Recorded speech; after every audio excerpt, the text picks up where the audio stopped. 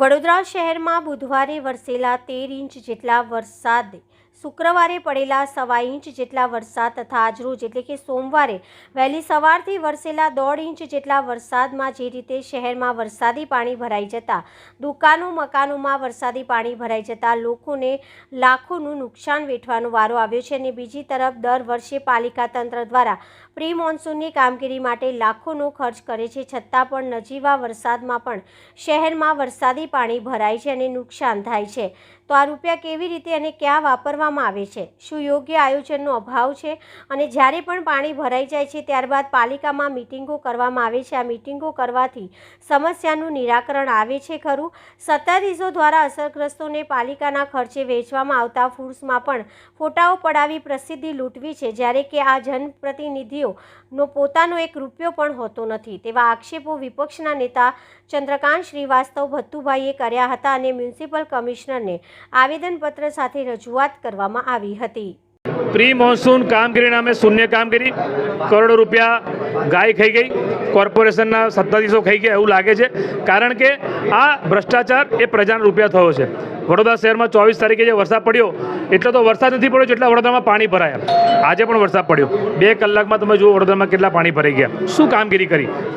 એસી કેબિનમાં સાંસદ આવે, ધારાસભ્ય આવે, બધા બેસીને મોનિટરિંગ કરે, એવી રીતે કામ નહીં થાય। વરસાદ પહેલાં તમારે પૂર આવતા પહેલાં પાળ બાંધવાની હતી અને પ્રી મોન્સૂન કામગીરી કરીને વરસાદી કાંસો સાફ કરાવવાની હતી। જે કાંસો પર દબાણો થાય છે એ દબાણો દૂર કરવાના હતા, ત્યારે પાણી લોકોના ઘરમાં ના આવે, પરંતુ અત્યારે બધાના ઘરોમાં પાણી, એટલે આ ભ્રષ્ટાચારના પાપે લોકોના ઘરમાં પાણી આવ્યું છે। એટલે અમે અહીંયા રજૂઆત કરી છે અને આ બધે કોંગ્રેસ આંદોલન કરશે।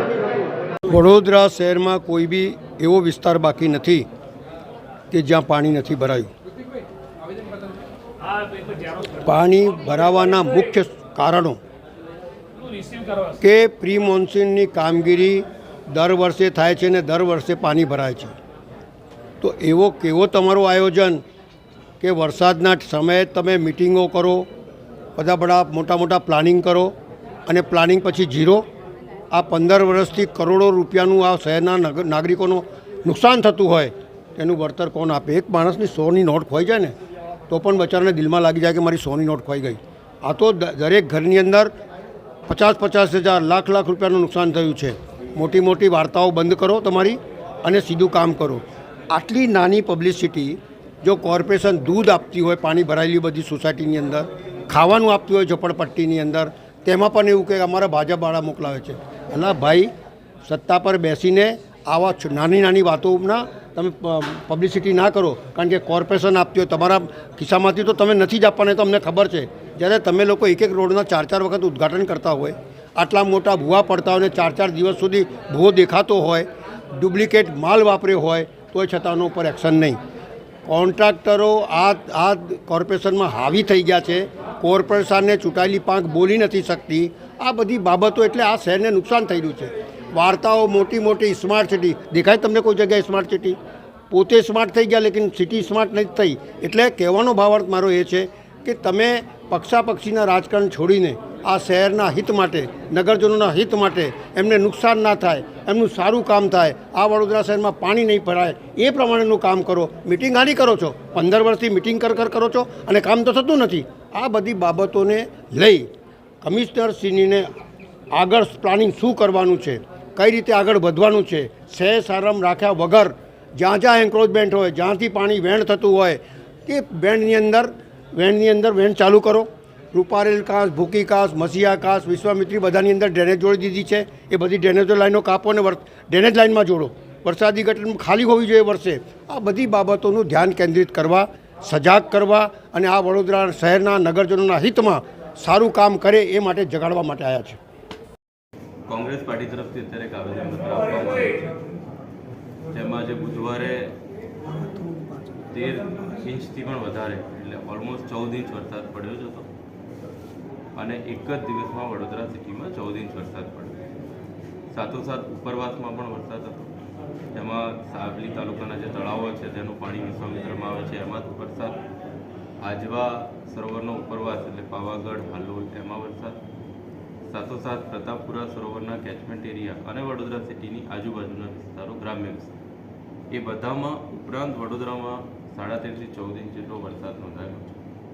એક જ દિવસમાં આટલું બધું વરસાદ વરસવાને કારણે ઘણી જગ્યાએ પાણી ભરાયા એ વાત સાચી છે, પણ જે જગ્યાએ પાણી ભરાવાના હતા એ જગ્યાઓ ઉપરથી પહેલાં જ અમે લોકોને શિફ્ટ કર્યું.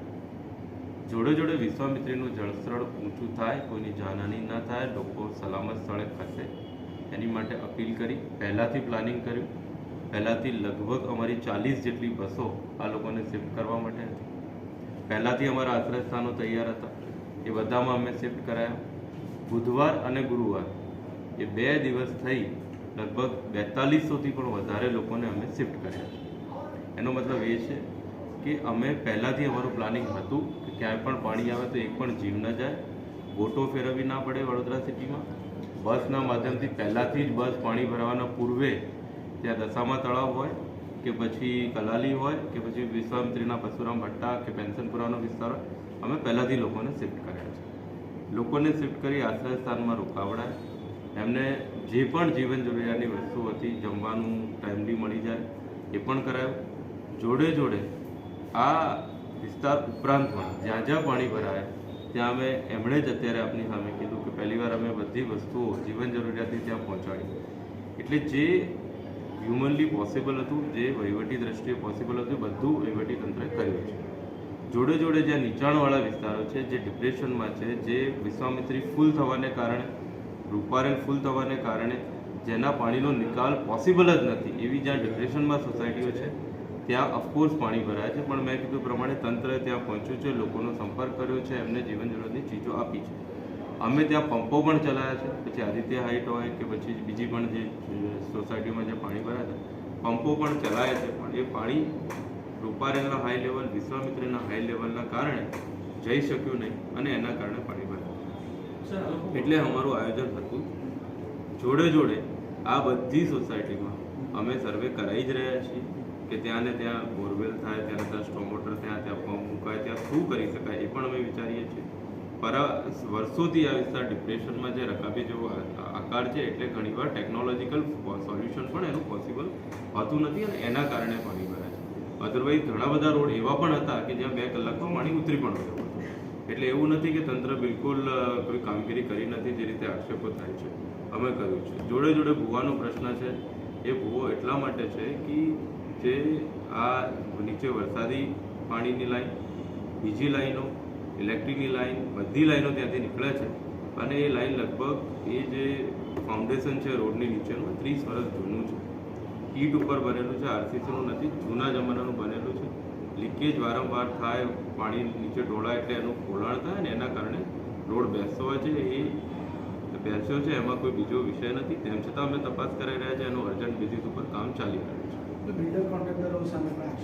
જેમણે એ કીધું છે કે ભાઈ વિશ્વામિત્રી અને કાંસની આજુબાજુ દબાણ થયું હોય એમને દૂર કરો, એની માટે અમે છીએ જ. અમે GISના માધ્યમથી અને જેટલી રજૂઆતો આવી છે એનું કમ્પાઇલેશન કર્યું છે.